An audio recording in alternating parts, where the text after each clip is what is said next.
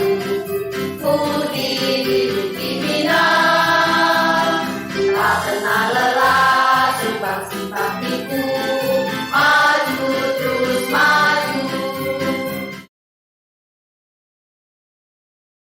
Assalamualaikum warahmatullahi wabarakatuh. Selamat pagi, selamat berjumpa kembali dengan anak-anakku kelas 7. Kalian sudah mengenal saya waktu di MPLS, tapi lebih baik kita ulang lagi bahwa saya di sini Wiwah Yuningsih akan mengajar seni budaya kelas 7. Untuk seni budaya itu ada 4 aspek, yaitu seni rupa, seni tari, seni musik, dan seni teater.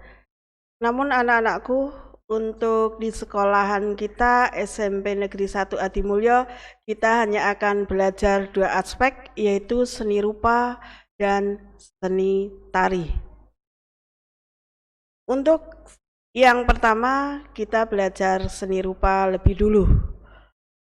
Materi yang akan kita pelajari hari ini adalah menggambar flora, fauna, dan alam benda.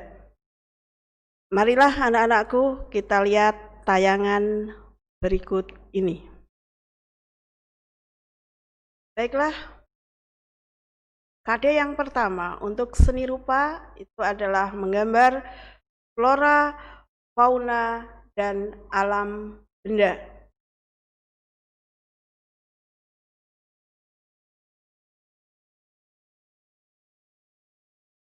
Kompetensi yang akan kita pelajari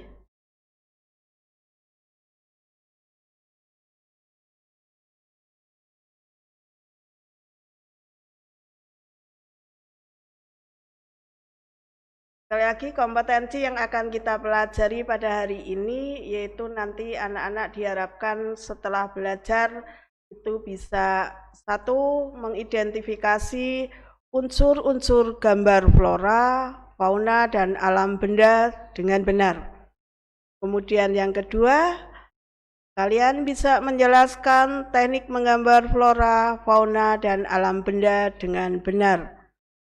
Yang ketiga, kalian akan membuat salah satu gambar flora, fauna, dan alam benda. Itulah kompetensi yang harus kalian pelajari. Semoga nanti kalian bisa melaksanakan dengan baik. Sebelum sampai kita nanti praktek menggambar, kita lebih dulu mengenal apa sih itu menggambar. Karena kalian sudah mengenal menggambar itu sejak kecil, waktu TK sampai dengan kelas 6. Tapi untuk mengerti apa sih itu menggambar, mari kita lihat bersama-sama. Pengertian menggambar itu adalah aktivitas kreatif untuk membentuk imaji atau gambar yang menyampaikan gagasan, ide, serta simbol sebagai salah satu bentuk ekspresi menggunakan berbagai teknik guratan dan alat gambar yang beraneka ragam. Secara fisik, nanti menggambar itu hanyalah menggunakan alat gambar untuk mencurahkan imaji yang ada di pikiran kita, baik itu nanti meniru alam ataupun tidak. Maksudnya imajinasi murni. Namun sejatinya, gambar adalah bahasa universal yang dikenal jauh sebelum manusia mengenal tulisan. Nah, objek apa sajakah yang bisa digambar? Sekarang kita mengenal objek gambarnya. Itu ada 3 objek utama yang menjadi pembahasan kita kali ini. Yang pertama, objek flora. Flora itu memiliki banyak jenis dan bentuknya. Nah, bagian-bagian flora yang dapat digunakan sebagai objek gambar itu misalnya ada bentuk daun, bunga, dan buah. Bagian-bagian flora ini dapat digambar secara terpisah ataupun digabung menjadi satu rangkaian. Objek yang kedua adalah fauna. Fauna itu adalah hewan. Hewan memiliki jenis yang berbeda-beda. Kamu bisa menggambar hewan itu mulai dari badannya, kemudian kepala, kaki, atau cakarnya. Sketsa berupa bentuk-bentuk geometris akan membantu dan mempermudah dalam menggambar hewan. Ini salah satu gambar hewan atau fauna.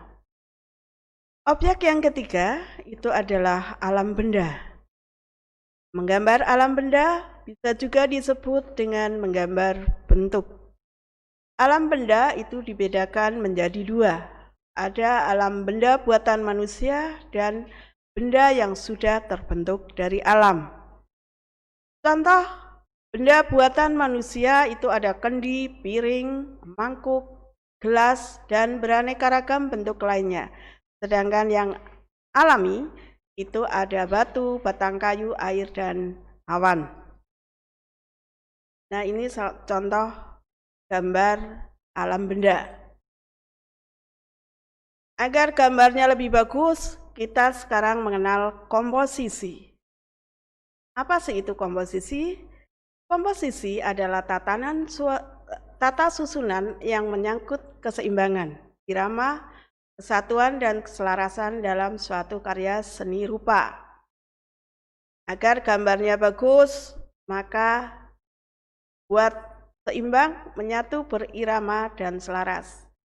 Komposisi ada 3. 1. Keseimbangan.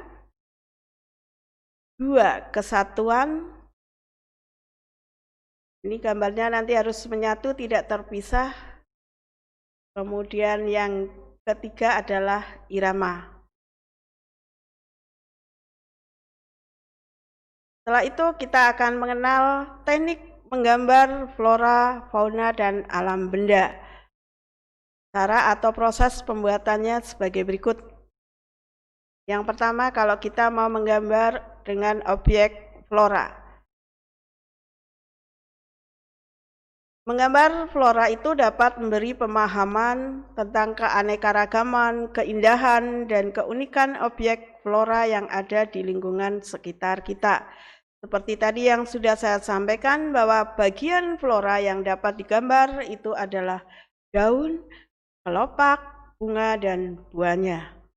Itu bisa digambar terpisah ataupun digabung menjadi satu rangkaian atau satu rangka. Teknik yang kedua, bagaimanakah menggambar objek fauna? Objek fauna itu adalah hewan di mana tadi juga sudah dijelaskan berbeda-beda jenisnya. Ada di sini yang berkaki 4, misalnya sapi, kambing.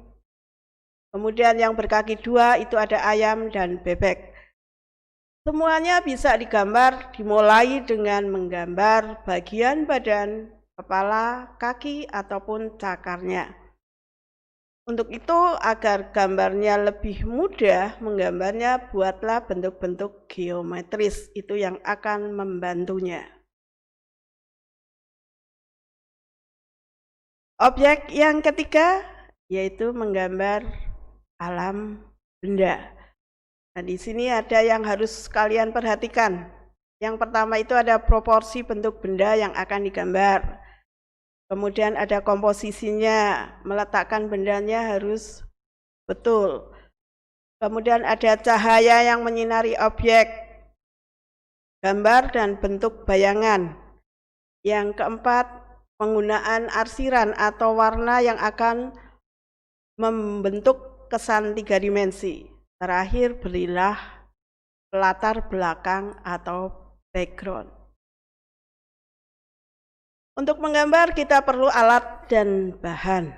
Yang pertama adalah alat. Alat itu adalah segala sesuatu yang dipergunakan untuk mempermudah pekerjaan manusia. Dengan menggambar alat yang dibutuhkan adalah ada pensil, ada pewarna, pensil pewarna, dan juga ada penghapus. Kemudian berikutnya ada bahan. Bahan itu adalah suatu benda yang harus ada dalam pembuatan karya gambar. Biasanya bahan utama dalam menggambar itu adalah kertas gambar dan buku gambar. Nah, anak-anakku sekalian, itu tadi adalah penjelasan mengenai menggambar flora, fauna, dan alam benda.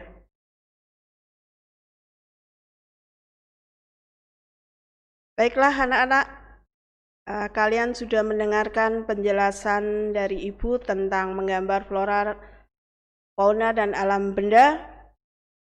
Silakan dipelajari dengan baik. Apabila kurang jelas, silakan kalian buka di Classroom.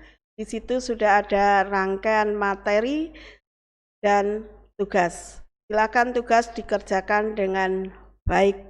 Karena kalau tidak mengerjakan tugas, nilainya tidak akan muncul.